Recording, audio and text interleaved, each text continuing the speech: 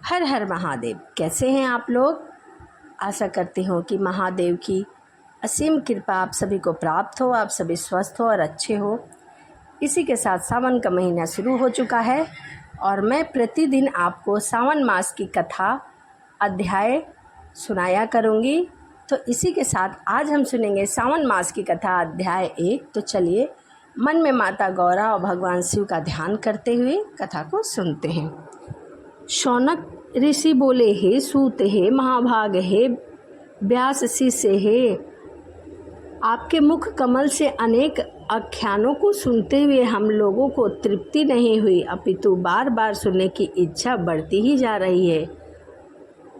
तुला राशि में स्थित सूर्य कार्तिक मास का महात्म, मकर राशि में माघ मास का महात्म और मेष राशि में स्थित सूर्य में बैसाख मास का महात्म और इसी के साथ साथ उन मासों के जो भी धर्म हैं उन्होंने आपने भली भांति कह दिया है। यदि आपके मत में इनसे भी कोई अधिक महिमामयी और मास हो तथा भगवत प्रिय है कोई धर्म हो तो आप उसे अवश्य कहिए, जिसे सुनकर अन्य सुनने की हमारी कोई इच्छा ना रहे और हमारा भक्ति जाग जाए।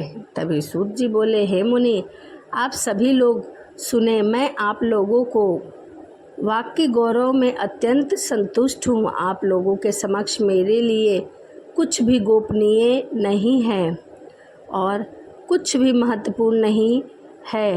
ये श्रोताओं के 12 गुण बताए गए हैं, यह सभी आप लोगों में विद्यमान हैं। अतः मैं आप लोगों को प्रसन्नता होकर उस तत्व का वर्णन करता हूँ। एक समय प्रतिभाशाली सनंद कुमार ने धर्म को जानने की इच्छा प्रकट की। भक्ति से युक्त होकर विनम्रता पूर्वक ईश्वर भगवान शिव से पूछा। सनंद कुमार बोले, योगिनी के द्वारा आराधनीय चरण कमल वाले हे देव आदि देव महादेव, हे महाभाग, हमने आपसे अनेक व्रतों और धर्मों के बारे में सुना है, परंतु श्रवण भी किया है। हम लोगों के मन में सुनने की और भी अभिलाषा है। 12 मास में जो मास सबसे श्रेष्ठ है और आपको अति प्रिय है, सभी कर्मों को सिद्ध करने वाला है, और कृपया करके वह हमें बताइए जो पुण्य रूपी फल प्रदान करते हैं। हे देव, उस मास को बताने की कृपा कीजिए, साथ ही लोक अनुग्रह की कामना से उस मास के सभी धर्मों का भी वर्णन कीजिए। ईश्वर बोले, हे सनंद कुमार, मैं अत्यंत गोपनीय आपको बताऊंगा। हे विधि नंदन, मैं आपकी स्वच्छता तथा भक्ति से प्रसन्न हूँ। 12 मास में श्रवण मास मुझे अत्यंत प्रिय है। इसका महात्म सुनने योग्य है, अतः इसे श्रवण कहा गया है। इस मास में श्रवण नक्षत्र युक्त पूर्णिमा होती है, इस कारण से ही इसे श्रावण कहा गया है। इसके महात्म में श्रावण मात्र से यह सिद्ध प्रदान करने वाला है और यह सभी सुखों को प्रदान करने वाला है। निर्मलता गुणता के कारण यह आकाश के सदृढ़ है, इसीलिए नभा भी कहा गया है। श्रावण मास के धर्मों, गणों और पृथ्वी लोक में कौन असमर्थ हो सकता है, जिसे फल का संपूर्ण रूप से वर्णन करने के लिए ब्रह्मा जी 4 मुख वाले हुए, जिनके फल की महिमा को देखने के लिए इंद्र 1000 नेत्रों वाले हो गए, जिनके फल को कहने के लिए शेषनाग 2000 जीवा से संपन्न हुए और जिनके महात्म को देखने और कहने में कोई भी असमर्थ नहीं है। इनके महात्म के संदर्भ में मैंने जो कहा वह केवल प्रशंसा मात्र ही नहीं, अत्यंत जिज्ञासु और भक्तों की अर्थ कामना और मोक्ष की अभिलाषा रखने वाला है। सनंद कुमार बोले कि हे भगवान, आपने जो कहा है इस मास में सभी दिन और तिथियां रहित हैं और उत्तम है, वह मुझे बताइए। किस दिन कौन सा व्रत होता है, उस व्रत का अधिकारी कौन है, उस व्रत का फल क्या है, उद्यापन क्या है और किस प्रकार करना चाहिए और इसकी पुण्य क्या है। यह मास आपको प्रिय क्यों है, इस कारण यह पवित्र क्यों है और इस मास में ऐसी क्या श्रेष्ठता है जो आपको प्रिय है। मेरे पूछने के अतिरिक्त जो भी शेष रह गया है उसे भी कृपया करके आप बताइए।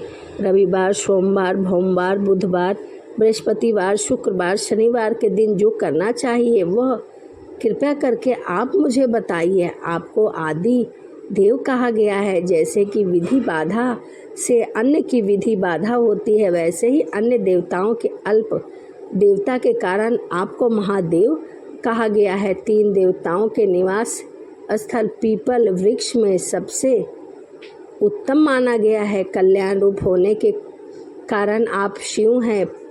पाप समूह को हरने के कारण आप हर हैं। आपके आदि देव होने में आपका शुक्ल वर्ण प्रमाण है, क्योंकि प्राकृतिक में शुक्ल वर्ण ही प्रधान है। और भी आपकी कितनी महिमा गाऊं सो कम है।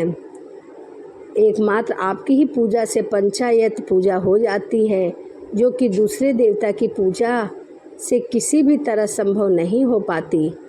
आप स्वयं शिव हैं। आपकी बाई जगह शक्ति और स्वरूपा दुर्गा, दाहिनी जगह गणपति, आपके नेत्र में सूर्य तथा हृदय में भक्तराज भगवान श्री हरि हैं, विराजमान हैं। और अन्य सभी जगह सभी देवी देवताएं भी श्रेष्ठ हैं, इसमें कोई संदेह नहीं है।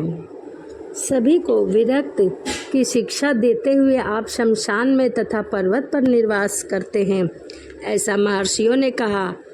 जगत का संहार करने वाले हलाहल को गले में किसने धारण किया? महाप्रलय की कालांगी को अपने मस्तक पर धारण करने में कौन असमर्थ था? संसार रूप अंधकूप में पतन के हेतु कामदेव को किसने भस्म किया?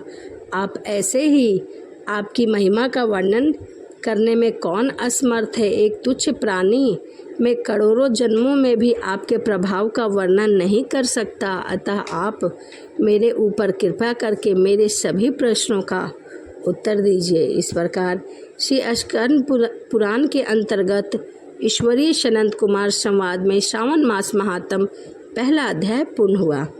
इसी के साथ सावन मास की कथा अध्याय 1 यहीं पूर्ण होता है। तो इसी के साथ वीडियो को यहीं समाप्त करते हैं और आपसे मिलते हैं अगली वीडियो में। वीडियो आपको अच्छी लगी हो तो कमेंट में हर हर महादेव लिखना ना भूलिए।